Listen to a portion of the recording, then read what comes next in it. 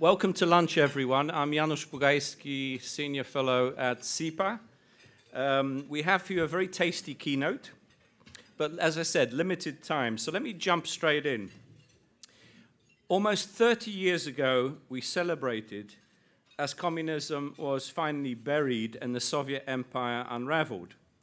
We were often warned before and even during that remarkable year of 1989 that attempts to replace the system would result in a bloodbath or another Russian invasion. But developments raced ahead of the most optimistic expectations, and both communism and the Soviet Empire expired relatively peacefully, once these allegedly progressive forces were actually confronted by both the intelligentsia and the masses.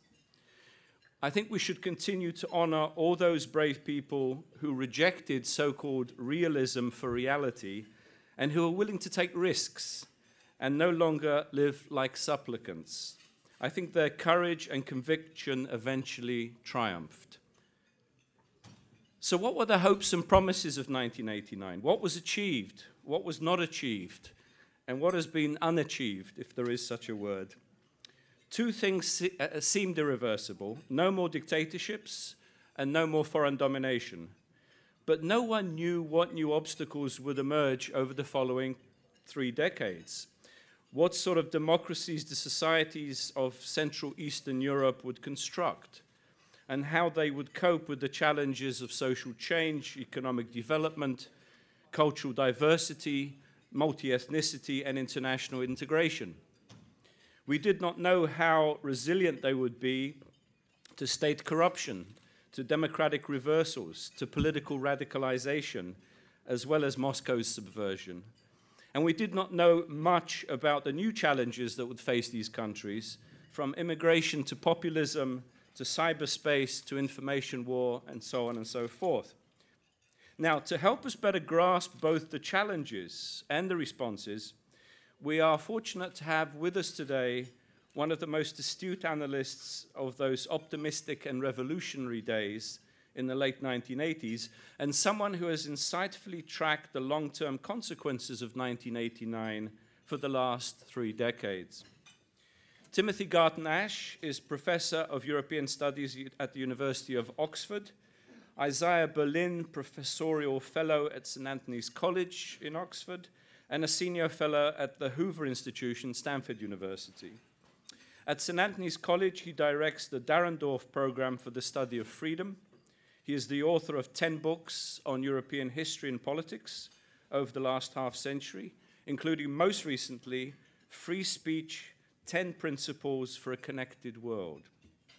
He also writes a column for The Guardian and is a regular contributor to the New York Review of Books, amongst other journals. And most recently, the last thing I'll say, he was awarded the International Charlemagne Prize of the city of Aachen for services to European unity. Tim, the forum is yours.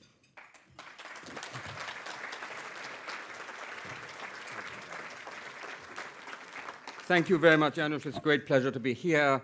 Talking of optimism, a friend of mine once delivered a somewhat critical lecture on Hungarian history, and a conservative Hungarian nationalist historian stood up and said that he very much disagreed with this analysis, and he thought we should be more optimistic about the past.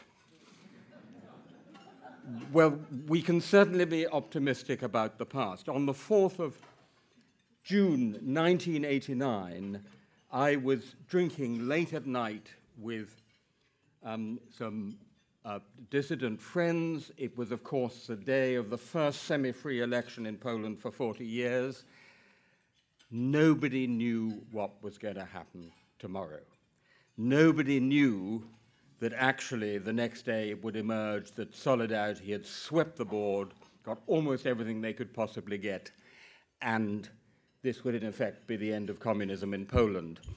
I went then via Imre Nagy's funeral, memorable, of course, for a fiery speech by one young leader called Viktor Orban, to East Berlin, where a group of my old dissident friends sat around drinking disconsolately, and they said, well, maybe it can happen in Hungary, maybe it can happen in Poland, but it can't possibly happen here. It couldn't possibly happen here. The Berlin Wall certainly isn't coming down. Nobody knew what was going to happen, and it was not inevitable. It was anything but inevitable. The fall of the Berlin Wall, the first non-communist Polish prime minister, the Velvet Revolution, the fact that a nuclear-armed totalitarian empire softly and suddenly vanished away in just 3 years was a miracle, but a miracle made by human hands. It was followed by a second miracle, and this is very important to say, because even if that had been a great victory, most people still believed that the transition would be unbelievably difficult and had little confidence that we would actually reach liberal democracy.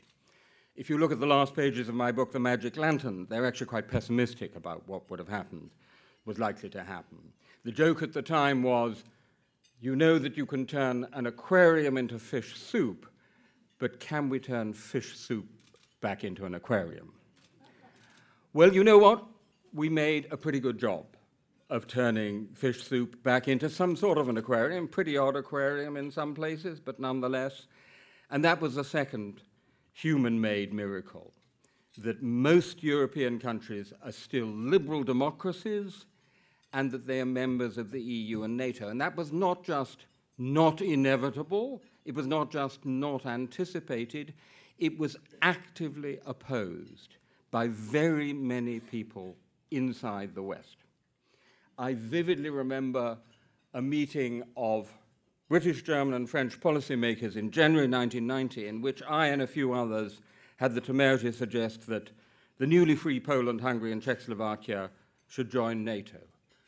Outrageous, irresponsible, dangerous, subversive, completely unrealistic, not a bit of it. And actually, even the EU, anyone remember the European Confederation? François Mitterrand's great scheme to keep the Central and East Europeans in a velvet waiting room outside the European community for decades to come. None of it was inevitable. It was a great and second miracle. Never before in European history have most European countries been liberal democracies in the same political, economic, and security communities.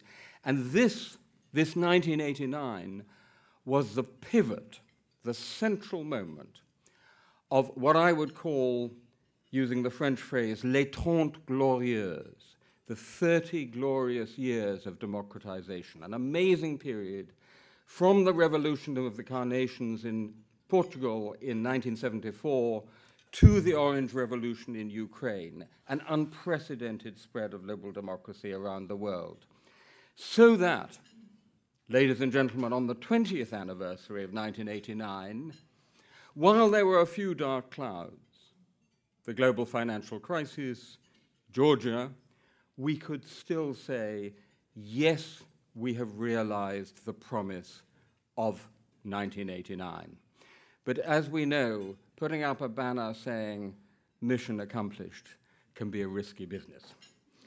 And so it turned out in this case, because now, as we approach the 30th anniversary of 1989, what we are witnessing is a global anti-1989, a global anti-liberal, anti-democratic counter-revolution, which is not for the first time in history a response to what one might loosely call a global liberal revolution. Now, I don't need to tell this audience that Putin's Russia is at the cutting edge of that. But let me just share one story with you. I met Vladimir Putin at a conference in St. Petersburg in 1994. He was then a totally unknown sidekick to Anatoly Sobchak, the mayor of St. Petersburg. Nobody at the conference knew who this rather nasty-looking man was, this little man with a rat-like face. And at the end of 2 days of the conference, he spoke up. Who is this guy? And he said, we must not forget that Russia, through the collapse of the Soviet Union, has lost 25 million Russians who are now outside Russia, and we have a duty of care toward them. And he said, I quote, "There are huge territories which historically have always belonged to Russia." And he mentioned northern Kazakhstan and, wait for it, Crimea. 1994. Correct me if I'm wrong, but I don't think NATO enlargement had happened in 1994. So the notion that Putin's revanchism is a response to NATO enlargement is a classic example of the historic fallacy, pre hoc ergo propter hoc. What happens later cannot be a cause of what happens earlier. The revanchism was already there, and if we made a mistake, the mistake was, I would submit, not to anticipate that a centuries-old empire which disappears in 3 years is going to become a revanchist power. Being British, we know about the loss of empire. It's not a very comfortable experience. And so I would argue that we should have been better prepared for the revanchism, which was, and here I would say, an almost inevitable consequence. And of course, Putin's Russia, a response to the Orange Revolution in Ukraine. I'm very interested to hear what Kurt Volker has to say about this, and to the Velvet Revolution coming to his front lawn with the protests of 2011. I just want to say that even more than Putin's Russia, today's China is the anti-1989. Today's China is as much a product of 1989 as any of the new democracies of Central Eastern and Southeastern Europe, because the Chinese Communist Party learnt its lessons from the collapse of the Soviet Union, of the Soviet Communist Party, determined not to make that mistake, and therefore created a system which could be called in crudest shorthand Leninist capitalism. Something we have never seen before in history, a combination of many of the elements of capitalism to make a dynamic economy with a clearly still Leninist political system. And this Leninist capitalist China is both extremely strong. We now have a global competitor, which we did not have in the 1990s. Islamism was not such a competitor. And extremely weak underneath. And actually, the Communist Party of China and their secret services are much more aware of the weakness than most Western observers are. Fearful of any hint of ideas about freedom or liberal democracy. Look at the famous document number 9 of the Chinese Communist Party, already an Orwellian name, which created the 7 don't mentions: Western constitutional democracy, civil society, neoliberalism. Look at the treatment of Liu Xiaobo. Look at the recent declaration that there must be less foreign content in Chinese textbooks. So it's simultaneously very strong and very weak. And of course, the challenge to liberal democracy is not just outside the West, it's also in Hungary, in Poland, in Germany, in Italy, in Britain, in Sweden, in the United States. I have to say that I think one of the lessons of the last close to 30 years is that having no clear global strategic competitor, as we had during the Cold War, we became somewhat careless, somewhat complacent, somewhat lax, even somewhat foolhardy.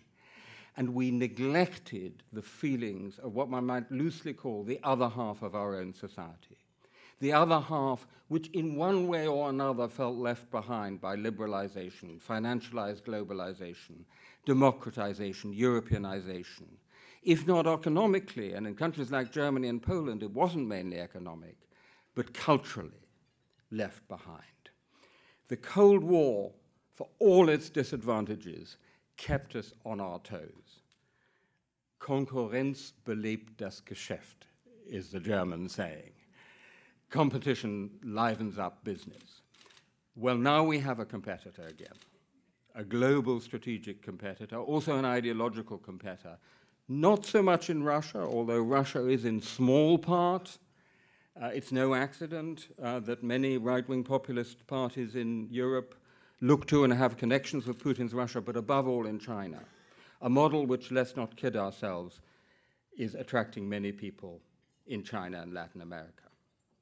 So, ladies and gentlemen, to my question, can we still realize the promise of 1989? The historian's answer has to be nobody knows.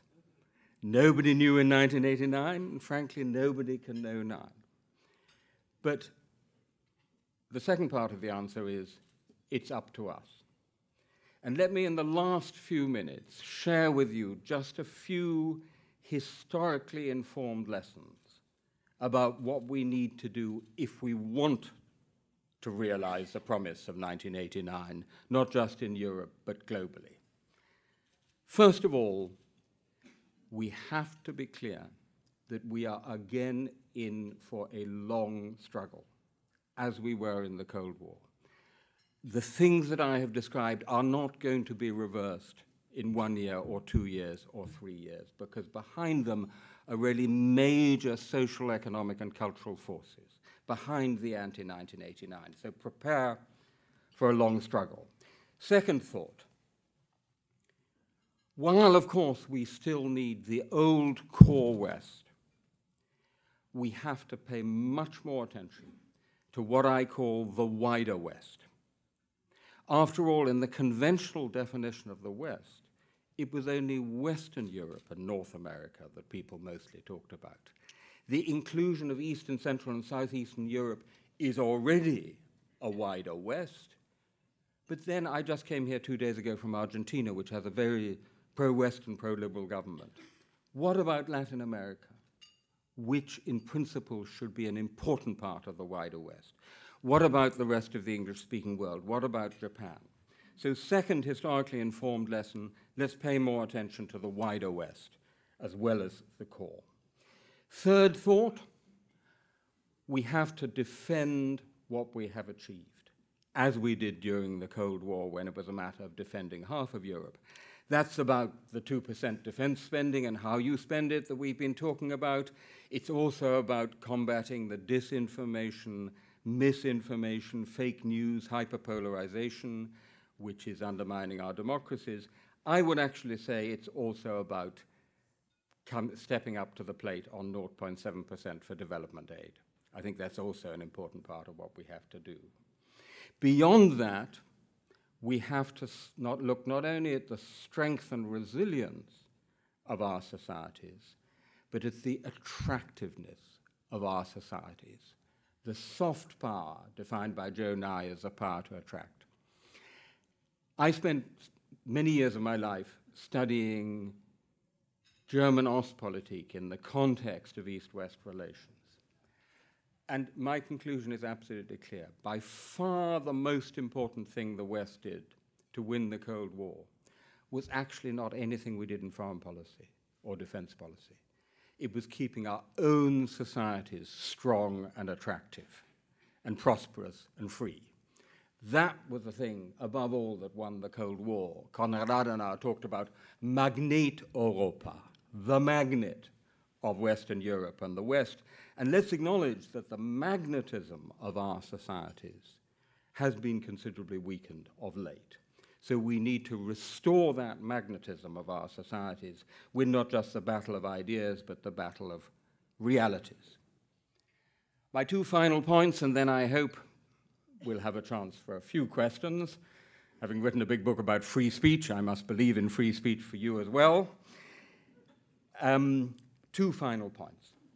First of all, and I think this is a really important lesson from the history of the Cold War, in crafting our policies and our messages, we must never forget, and governments tend to forget, that we are always addressing the societies and not just the governments in countries that are unfree or partly free. Governments often forget that. They confuse the country with the government. We have to address the societies. It was the societies that ended communist rule in Eastern Europe and Central Europe in 1989. and those few imprisoned, neglected, irrelevant-seeming dissidents turned out to be the people absolutely crucial to the transition. And let me tell you that in my work on free speech, I have traveled all over the world talking about free speech in the last couple of years. China, India, Myanmar, Egypt, and Turkey, amongst many other places. And in all these places, you find a great many people who actually share most of our values, who believe in free speech, democracy, the rule of law, and freedom. Only a minority of them are actually standing up for it in their own societies. Only a minority, they're people like Liu Xiaobo, they're incredibly important, they need our support. But there are many, many more, including all of those who've tasted freedom over the last 30 years, who are waiting. And when the time comes, they will turn, and they will turn very quickly, and they will turn in Russia, they will turn in Turkey, they will turn in China, they will turn wherever the possibility comes. And so in all our policies and all our messages, we must never forget that those people are there, and they're much more numerous than they may appear, because a lot of them are waiting in the wings. And this brings me to my absolutely final point, which is this. For the last nearly 50 years, actually 50 years now, our politics have been shaped to a remarkable degree by the 68ers, the 68, the people who were politically active or shaped by 1968. It's a hell of a long time for one generation. I think it's about time we had somebody else. And I propose the 89ers. Because the mystery is that 1989 was actually a much, much bigger historical transformation, much bigger historical event than 68. What happened in 89 was infinitely bigger, more important, and consequential. But where is that generation of the 89ers? And I have a theory about this, which is the 89ers are not the people who were necessarily politically active at the time. The 89ers are the people who were born in or around 1989 and just coming into public life and political life. It's a whole generation across the continent of the 89ers, and at the moment we don't see them, and they're not standing up and defending what we have achieved, the promise of 1989. But they're there. I even see a few of them in this room, if my eyesight doesn't deceive me. And if we're going to fulfill the promise of 1989, we need the 89ers to stand up and make themselves heard. Thank you very much.